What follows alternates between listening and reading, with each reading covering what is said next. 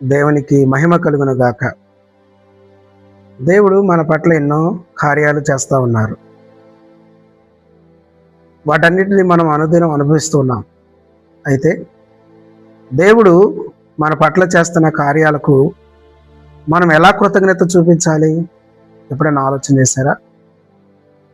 దేవుడికి మనం ఏం చెల్లిస్తే మన పట్ల ఆయన చేసిన వాటికి రుణం తీరుతుందంటారు? ప్రియులారా, మనము దేవుడు చేస్తున్న అనేకమైన కార్యాలు అనుభవించుచు ఉంటుండగా వాటికి మనము కృతజ్ఞతగా ఏమి చెల్లించినా కూడా అది రుణమే అవుతుంది. అది ఆ కృతజ్ఞత సరిపోదు. దేవుడు మన దగ్గర నుంచి ఏం కోరుతున్నాడు అని అంటే, మనం ఏదో ఇచ్చేదాన్నో మనం ఏదో చేసేదాన్నో దానికంటే కూడా ఆయన మన దగ్గర నుంచి ఏం కోరుతున్నాడంటే మనల్నే కోరుతున్నాడు. ఆయన మేలు చేస్తుంది, ఉపకారాలు చేస్తుంది, సహాయం చేస్తుంది, తన కార్యాలు జరిగిస్తున్నది. మనమేదో ఆయనకు ఇస్తామనో మనమేదో ఆయన కొరకు చేస్తామనో దానికంటే కూడా మనము ఆయనకు సమర్పించుకుంటామనే ఉద్దేశంతో ఆయన మన పట్ల ఎన్నో కార్యాలు చేస్తూ ఉన్నారు. కాబట్టి మొదటగా మనమే ఆయన కొరకు సమర్పించుకోవాలి. మొదట మనమే ఆయనకు కావాలి. దానిని దేవుడు కోరుతున్నాడు. మనకు బదులుగా మనం కాదని దేవుని నిమిత్తం ఏమి చేసినా, దేవుని నిమిత్తం ఏమిచ్చినా కూడా దేవునికి అవి సంతోషం కాదు.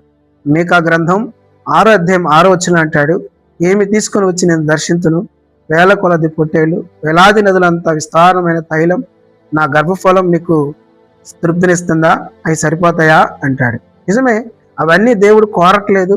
తైలము, గర్భఫలము ఏదేదో మనం ఆయనకి ఇవ్వటం కంటే కూడా ఆయన మనల్నే కోరుతున్నాడు. మనము ఆయనకు కావాలి. ఎందుకో తెలుసా? నీవు ఆయన రూపంలో, ఆయన పోలికలో సృజించబడిన వ్యక్తివి. నీ కొరకు ఆయన నిత్య నివాసాన్ని సిద్ధం చేస్తున్నాడు. నీవు నిత్యము ఆయనతో ఉండాలనేది నీ పట్ల ఆయన కలిగి ఉన్న గొప్ప సదుద్దేశం.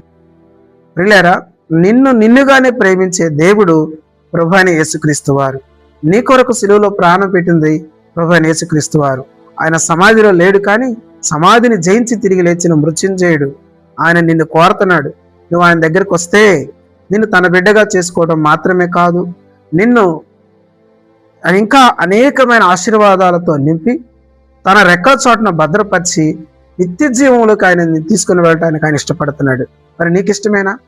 ఆయనతో ఎగురిగాలనే ఆలోచన, ఆశ నీకున్నదా? కాబట్టి ఈ మాటలు నీ వ్యక్తిగత జీవితానికి తీసుకొని ఆయన రాజ్యం కొరకు సిద్ధపడదుగాక.